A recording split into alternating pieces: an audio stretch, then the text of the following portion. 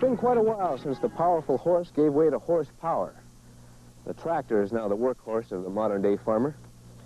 Over the years, tractors have changed quite a lot, so have the methods of farming.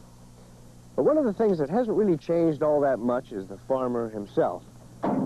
He still complains. It's almost part of his nature. It's either too wet or too dry, too hot or too cold, too cloudy or too sunny. But if you really want to hear a farmer complain, take away his tractor. See, the tractor is not only the backbone of his whole operation, it's his pride and joy. He does all the hoeing and sowing, furrows and burrows, slices and dices. In short, the tractor does all the pulling. This is Mr. Jim Carter from Oak Lake, Manitoba. It's been a pretty good year for him and his friends. Most of the crops are in, and it's time to start winding down and have a little bit of fun. And what better way for those guys to have fun than to get back up on their tractors and just drive like crazy.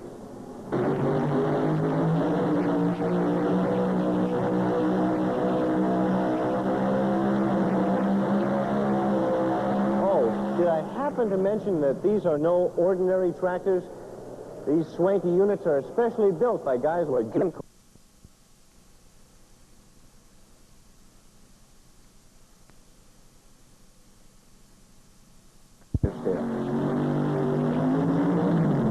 Jim, tell me, why do you guys do this? Isn't this kind of crazy? It sure is.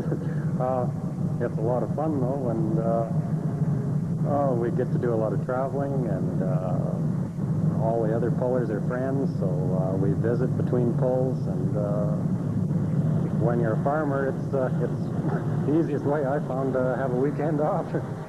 Now, you hook your machine to a special sled that weighs about 40,000 pounds, and whoever pulls it the furthest wins. Pretty simple, huh? I enjoy working with machines. I would say I was mechanically inclined, so making something and then competing with it was always a challenge, so I guess that's why we do it. Years ago, farmers would test the strength of their horses to see how many logs a horse could pull. When the tractor was invented, it was only natural men would want to test their machine's power. Today, the word power has a whole new meaning. Most tractors you see have one engine. These tractors may have anywhere from 1 to 6 motors, pumping out as much as 9,000 horsepower. Some guys even use aircraft engines. The tractor pull has now become so popular that folks from all around come to see it.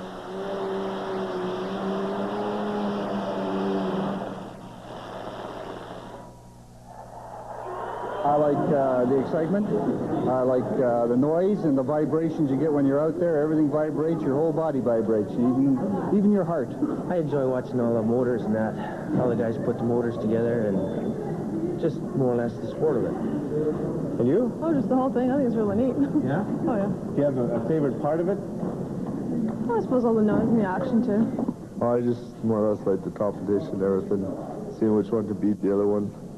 All the different motors and all that. The jet engine. That was the smoke coming out of the fire. That was excellent. Do you like the noise? Well, not really.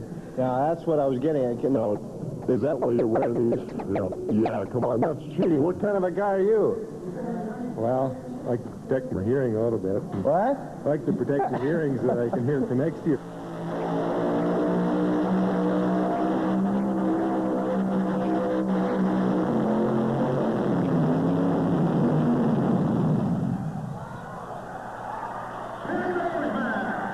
Jim Carter has been putting his tractor to the test for 8 years now. Some of these machines are worth up to $60,000, and he's spent up to $25,000 alone on Carter's Pride, and it's all just for this.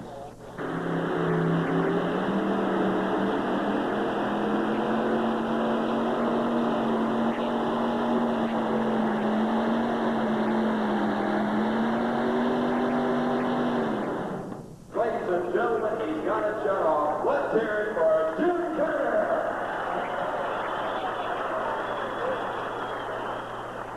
Considering the amount of money that you invest in your tractor, where does the payback come?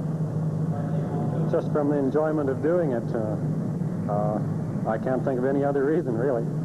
What does the wife think about spending $25,000 on a tractor? Well, she hasn't complained too much yet. You don't have to be a farmer to get into tractor pulling, but it does help. It takes a lot of work.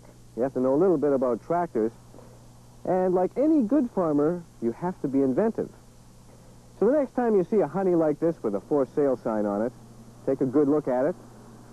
Use your imagination. Take a real good look at your checkbook. Oh, and a word of advice. When you go to see the farmer about the tractor, don't start talking about the weather, because it'll either be too dry or too wet, too cloudy or too sunny, too hot, too cold. Pretty crazy stuff. Oh, wait, Pat, there's more. I was afraid of that. Now listen, what do you get when you combine a combine, a big engine, a ramp, and an old car? No idea. A jumping combine. That'd be sort of like a combination? Oh, yeah, I wish I would have said that. You probably will. Oh. Get a load of this. A not-so-ordinary combine enters the arena. It moves into position at the end of the ramp. As a hush comes over the crowd, the roar of the engine increases, and...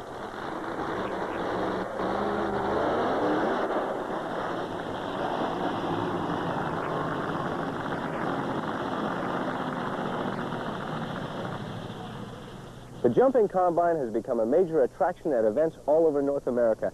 And, believe it or not, the idea for the jumping combine started in Brandon, Manitoba. Hard to believe. I know, that's why we're going to watch it again. But just like the wide world of sports, we're going to watch it in slow motion.